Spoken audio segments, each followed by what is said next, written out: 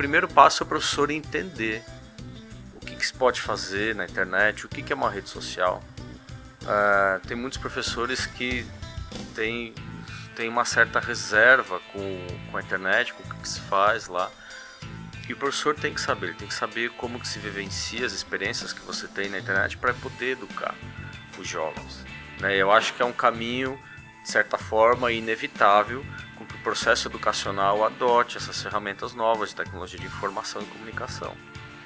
Mas isso também não pode ser feito de maneira ingênua, né? Então tem escolas que simplesmente adotam no currículo, o conteúdo está todo digitalizado e não tem ideia nenhuma das consequências que isso traz. Então acho que o primeiro passo do professor é entender.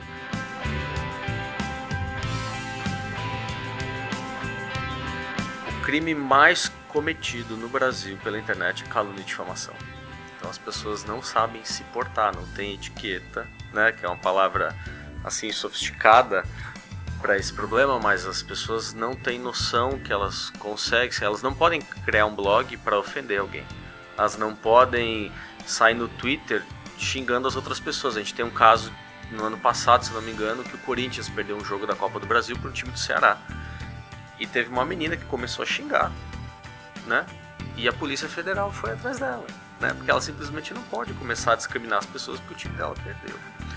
Então esse é um dos fatores principais. A gente tem, na palestra que a gente dá nas escolas e nas igrejas, a gente fala muito de pornografia, que eu acho que é um problema que as pessoas minimizam demais, não tem noção como a pornografia é nociva.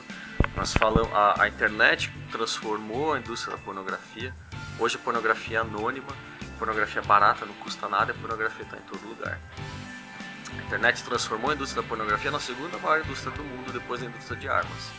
O problema da pornografia é pior do que o problema da droga, na sociedade de maneira geral. Além disso, nós falamos de pedofilia, como que um pedófilo consegue se aproximar de uma criança pela internet, cyberbullying, que é um problema diferente do bullying, né? Hoje a gente fala muito de bullying na escola, e essa agressão ela acontece pela internet também, não é agressão física, é uma agressão moral, mas ela tem consequências muitas vezes piores. Sexting, que é um dos poucos problemas que a internet criou.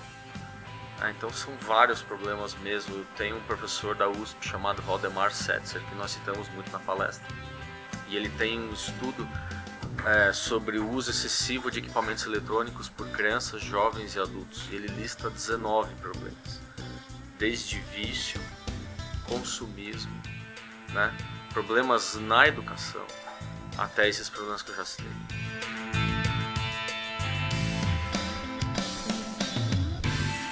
Com certeza, não só a escola, como a família, os pais principalmente.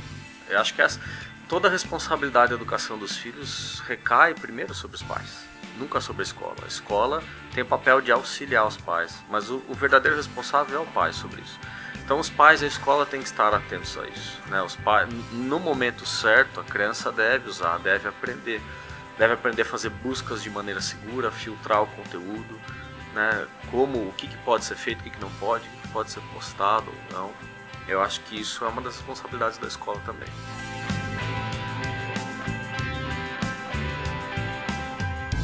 Nós falamos que a criança não pode ter computador no quarto, né?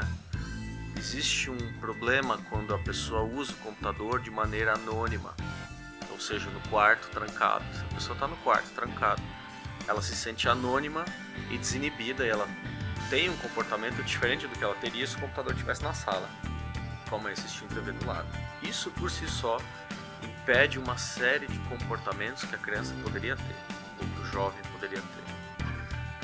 A gente indica também que os pais, a escola, limitem o uso, né? A criança não deve ficar o tempo inteiro, a tarde toda, no computador ou no videogame ou na TV.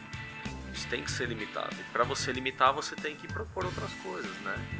É ingenuidade a gente imaginar que vai limitar a quantidade de horas que uma criança fica na TV, sem a gente ter que brincar com a criança, jogar bola, né? Se sujar, cozinhar, enfim. Então eu acho isso bastante importante. Além disso, como a gente já citou, como nós já conversamos, a escola tem que ensinar como usar adequadamente, né? Os mecanismos de busca, os blogs, como se comportar numa rede social.